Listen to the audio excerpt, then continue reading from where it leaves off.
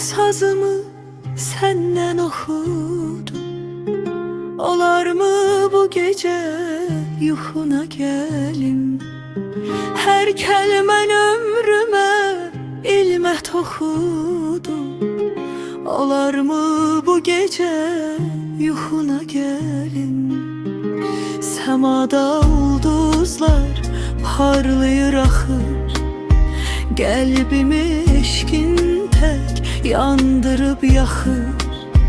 Bax hamı yatıbdır, ay mənə baxır. Olar mı bu gece yuxuna gəlim?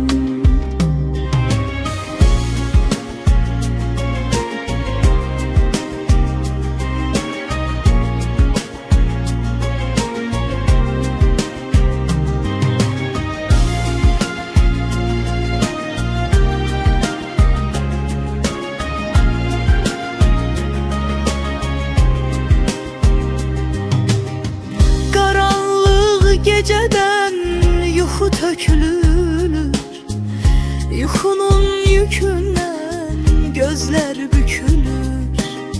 Artıq gece keçir, damda sökülür. Olar mı bu gece yuxuna gəlim? Gör necə ağrıyır qəlbimin başı. Axır leysan kimi gözümün yaşı. Durmuşam şəklinlə qoşa yanaşı.